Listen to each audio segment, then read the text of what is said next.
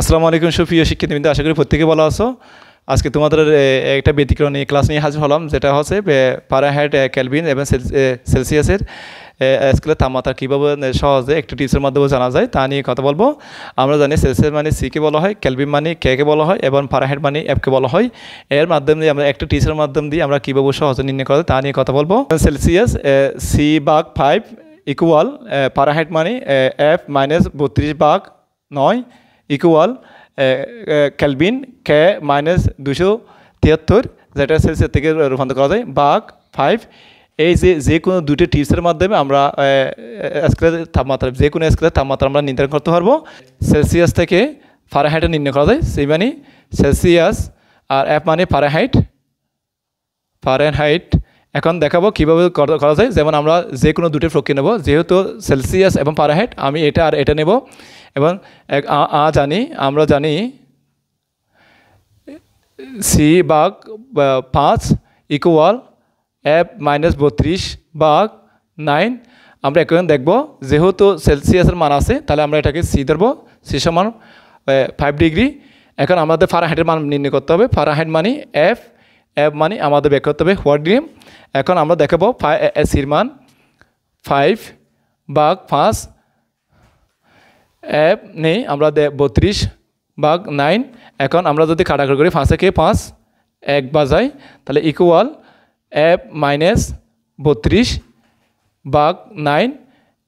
1 ভাগ থাকলে এদিকে নিয়ে আসলে গুণ হয়, ইকুয়াল F-32 গুণ করলে 9 একে 9।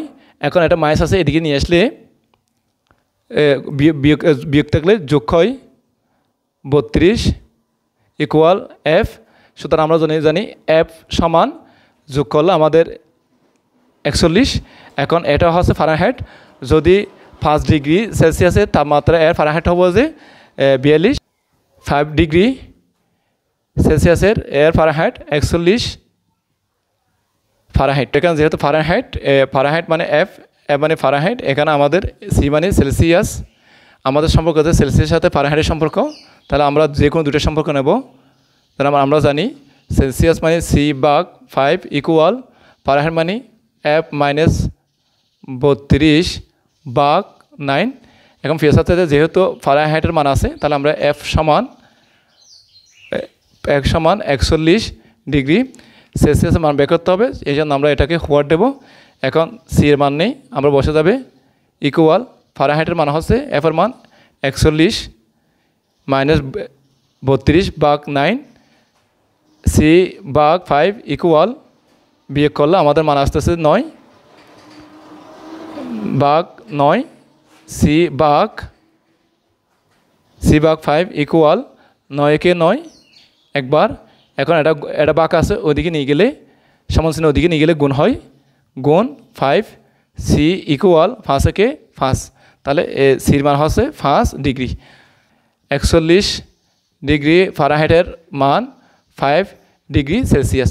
যখন ফারেনহাইটের মান 41 তখন সেলসিয়াসের মান হচ্ছে 5।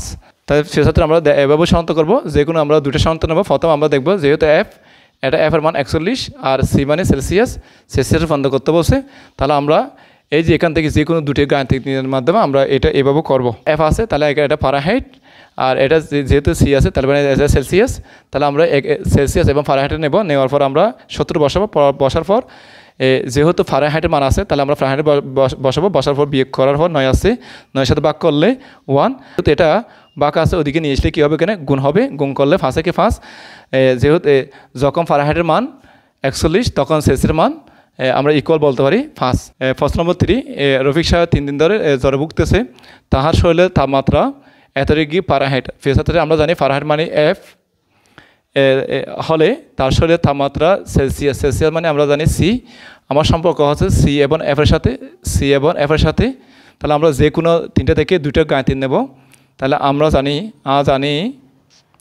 C/5 equal F-32/9। ফিরে যেহেতু এখানে ফারেনহাইটের মান আছে তাহলে আমরা এফ সমান 102 ডিগ্রি ফারেনহাইট। যেহেতু সেলসিয়াস মানে সির মান আমাকে বের করতে হবে। তাহলে আমরা একটা ইনপুট করব মানগুলা c/5 ইকুয়াল f এর মান 102 -32 ভাগ 9। এখন আমরা যদি ক্যালকুলেটর করি আমাদের মান আসবে c/5 ইকুয়াল, ছাত্রছাত্রীরা আমরা বলছিলাম কীভাবে সেলসিয়াস, ফারেনহাইট এবং কেলভিনের মান স্কেলের তাপমাত্রা কীভাবে সহজে নির্ণয় করা যায়। এবং আমরা যদি এই যে একটা টিপসের মাধ্যমে যদি আমরা যদি নির্ণয় করতে পারি তাহলে আমাদের এই যে কেলভিন, সেলসিয়াস, ফারেনহাইট নিয়ে আর কোনো সমস্যা হবে না। এর মাধ্যম দিয়ে আজকের আমি ভিডিও শেষ করলাম। আল্লাহ হাফেজ, আসসালামু আলাইকুম।